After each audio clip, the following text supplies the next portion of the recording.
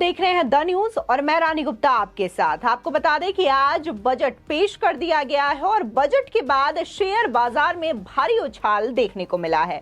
बता दें कि सेंसेक्स 1000 से ज्यादा अंक तक बढ़ चुका है। इसी के साथ ही बजट पेश होने के बाद जाहिर सी बात है कि तमाम जो राजनेता हैं उनके रिएक्शंस भी आना जरूरी हो जाते हैं और खासकर विपक्ष का जो रिएक्शन है वो कुछ ज्यादा ही मायने रखता है, जहां पर देखने को मिल रहा है कि विपक्ष के कई नेता इस बजट को लेकर के अपनी खुशी जाहिर कर रहे हैं और उनका कहना है कि जो टैक्स स्लैब में जो बड़ा बदलाव किया गया है ये बेहद महत्वपूर्ण माना जा रहा है। तो वहीं तमाम जो बीजेपी के नेता हैं वो भी इस बजट को लेकर के खुशी जाहिर कर रहे हैं और उनका कहना है कि मोदी सरकार के द्वारा ये बजट जो है, जिस तरीके से अमृतकाल कहा जा रहा है, अमृतकाल का बजट, ये बेहद उसी तरीके से देखा जा रहा है क्योंकि इसमें सभी वर्गों का ध्यान रखा गया है। इसमें गौर करने वाली बात है कि जम्मू कश्मीर के पूर्व मुख्यमंत्री फारूक अब्दुल्ला, जो कि राहुल गांधी के साथ भारत जोड़ो यात्रा में भी नजर आए थे, उन्होंने भी इस बजट को लेकर के प्रशंसा की है।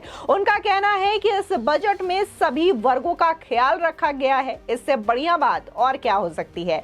इसी के साथ ही अखिलेश यादव और आम आदमी पार्टी के नेता संजय सिंह भी अपनी बौखलाहट जाहिर करते हुए नजर आए और उनका हमेशा से जो कहना रहा है कि मोदी सरकार ने कभी भी गरीबों के लिए कुछ नहीं किया है, जो सारे पैसे होते हैं चंद उद्योगपतियों के नाम पर ही होते हैं। तो सेम यही लाइन एक बार फिर से अखिलेश यादव और संजय सिंह के द्वारा कही गई है। फिलहाल इस बजट को लेकर के जो बज़ बना हुआ था कि आखिर आम लोगों को इस बजट से राहत मिलेगी कि नहीं मिलेगी, मोदी सरकार की ओर से कोई तोहफा मिलेगा नहीं मिलेगा, तो ये बड़ा तोहफा दिया गया है। टैक्स स्लैब में जिस तरीके से बदलाव किया है कि 7 लाख की जो कमाई होगी उसमें टैक्स छूट होगा, ये इसको लेकर के लोग अपनी खुशी जाहिर कर रहे हैं। नेता से लेकर के आम जनता तक इस बात को सराहते हुए नजर आ रहे हैं। आपको बता दें कि इस बजट को लेकर के टीएमसी सांसद और बॉलीवुड के एक्टर शत्रुघ्न सिन्हा ने कहा है कि टैक्स स्लैब में बदलाव अच्छा है,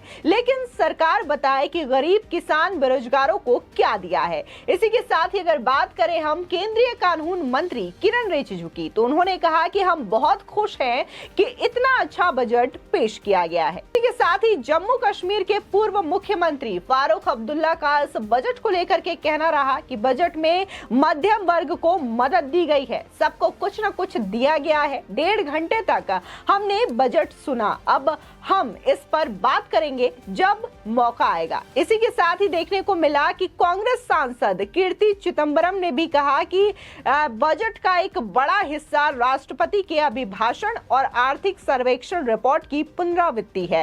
टैक्स में किसी भी तरीके की कटौती का स्वागत है। लोगों के हाथ में पैसा देना अर्थव्यवस्था को बढ़ावा देने का सबसे अच्छा तरीका है।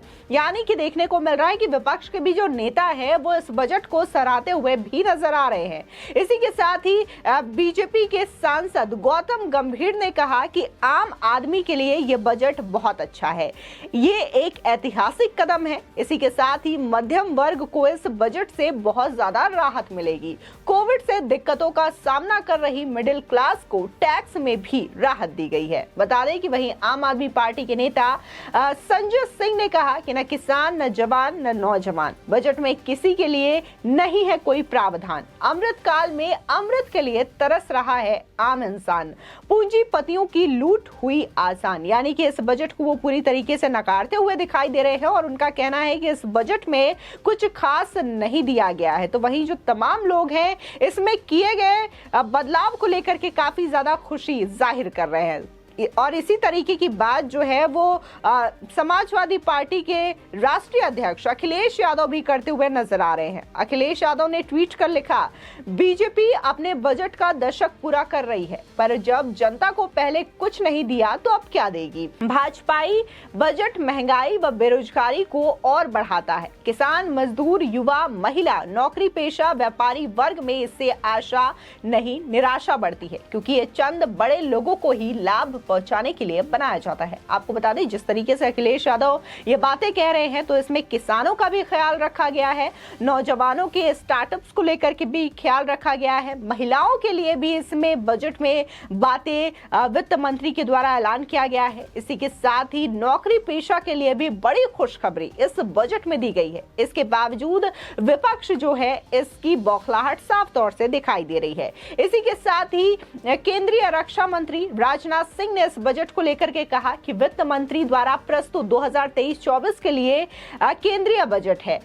पीएम के मार्गदर्शन में किसानों, महिलाओं, सीमांत वर्गों और मध्यम वर्ग सहायता प्रदान करने की प्राथमिकता के साथ विकास और कल्याण पर केंद्रित है। इसी के साथ ही बीजेपी नेता मनोज तिवारी ने बजट को रामबाण बताया है। उनका कहना है कि इस बजट में सभी लोगों का ख्याल रखा गया है।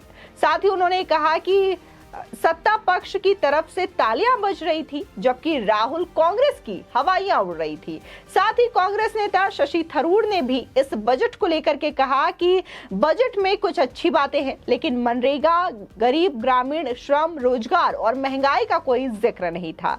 कुछ बुनियादी सवालों के जवाब बाकी रह गए हैं। बता दें कि बीजेपी सांसद तेजस्वी सूर्या ने कहा कि मैं कर्नाटका के ऊपरी भाद्रा क्षेत्र के लिए 5,000 करोड़ रुपए से अधिक की सिंचाई परियोजना की घोषणा के लिए पीएम मोदी और फाइनेंस मिनिस्टर निर्मला सीतारमण को धन्यवाद देना चाहता हूं। ये परियोजना राज्य के लिए गेम चेंजर साबित होगी। इसी के साथ ही देखने को मिला कि बीजेपी प्रवक्ता जयवीर शेरगिल ने कहा कि गरीबों के पेट में दाना, किसान, व्यापारी, आम आदमी के बटुए में आना, ये बजट है बसंत के मौसम सा बहुत सुहाना। यानी कि बहुत ही शायराना अंदाज में उन्होंने इस बजट को लेकर के जिक्र किया है और इसकी सराहना की है। आपको बता दें, इसी के साथ ही केंद्रीय मंत्री स्मृति ईरानी ने इस बजट को मध्यम वर्ग के लिए काफी ज्यादा हितकारी बताया है और उनका कहना है कि इसमें बच्चों को लेकर के, महिलाओं को लेकर के, किशोरों को लेकर के खास ख्याल रखा गया है।